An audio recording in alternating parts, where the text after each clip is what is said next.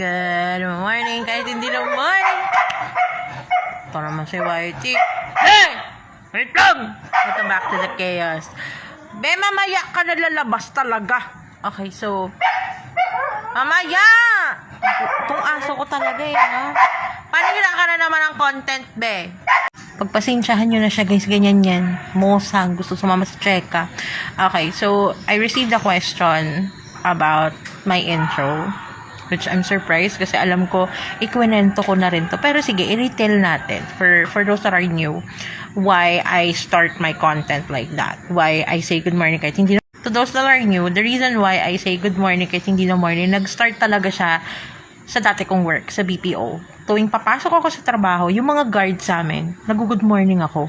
And sabi nung isang guard, "Ma'am, gabi na eh." Sabi ko, "Good morning," kahit hindi na morning. Alam mo yun? And it just became very innate to. Ay na naman po siya, nag-iingay na naman siya. Pero yun nga, doon nagsimula yun sa work. And then, parang, Whitey, ako hindi ako makapag-explain. Tigilan mo. Gigigil ako sa iba eh. Alam mo yun, ang hirap mag-explain kasi may tumatahol. Siyempre yung audio. Bakla! Yun nga, doon siya nag-start. And it just became very innate to me na I say that, good morning kahit hindi na morning. Kasi let's face it, in any part of the world, people will say good morning. Alam mo yun, dito sa atin, syempre gabi na. Eh, paano kung nanonood ka, nasa Canada ka? Eh, hindi na gabi sa Canada. Like, naman yung nanay ko. Of course, the signature, ganon, with the clap-clap. Nag-start din siya, wala lang. Natripan ko lang. Alam mo yun, parang nakakatuwa pag may emotion. Pero syempre, hawak ko yung phone, so hindi ko nakagawa ng dalawang kamay. Kaya dito na lang. Diba? Doon talaga nag-start lahat. And to be honest, I'm surprised that it's becoming like my signature.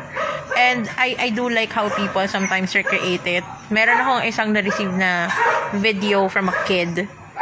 Yung nanay niya yung send malamang. Tapos ginagawa yung ganun ko.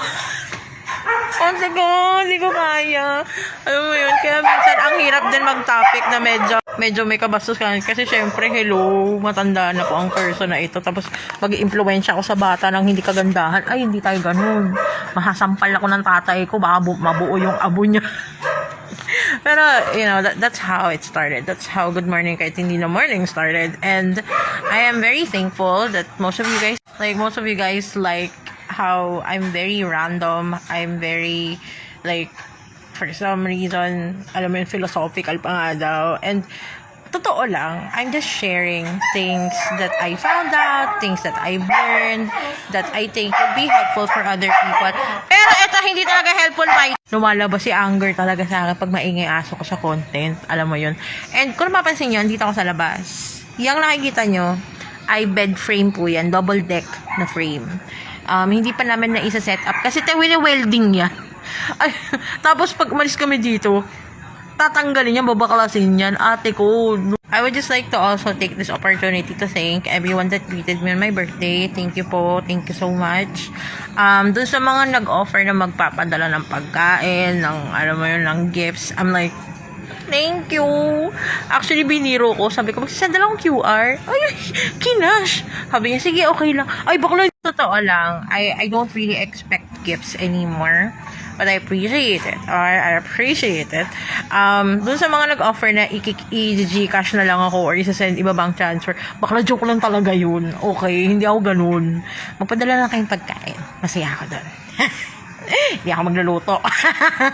At alam ko, may ilan sa inyo gusto ng cheka. So, I think cheka for today. Kasi nga, lumabas ako, bumila akong pagkain ng mga pusa. Siyempre, ayos ako. Like, you know, I put my hair like this. Nagpabango ako. Yung pabango ginamit ko, galing ng Dali. Pucha! I swear to God, dami ko nakuha compliment.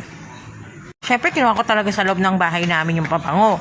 Pero, transfer ko na kasi, nung binili ko to, wala yung pindutan. Ito yung Fresh and Natural Midnight Serene. Baka na ang bango nito. Like, oh my God, ang bango niya.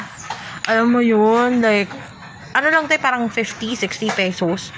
Yung amoy niya, actually, is more of like an oceanic with floral accords. Uy! Diyos ko, kakatambay mo to sa mga froghead na Facebook group. Yun, oceanic, water, freshy, na may floral. Ang bangot, ang mura lang niya. Ngayon, hindi ko siya mahanap sa Dali dito sa amin. Hanap ako sa iba. Pero I swear, I got like 2 or 3 compliments. Kasi nga, naglakad si Bading. Medyo long lasting sa damit, not necessarily on the skin. Depende naman sa body chemistry mo yan. Silage is okay. Projection is okay. Hindi siya, kahit mag-overspray ka, hindi siya masakit sa ilong. Tay! Ang hirap mag-explain. I kid you not. Naiinis na ako dito sa mga aso ko. Nico! Alam mo yung ang nipis ang boses ko. Pero pagdating sa mga aso ko, lumalabas yung male voice ko. Kasi kakaloka itong mga aso nito eh. Lakas ng amats eh. Okay, back to the pabango. Pansin ko sa Fresh and Natural, sa Dali lang siya makikita. I'm not sure with other stores kasi hindi ako masyado palalabay right now.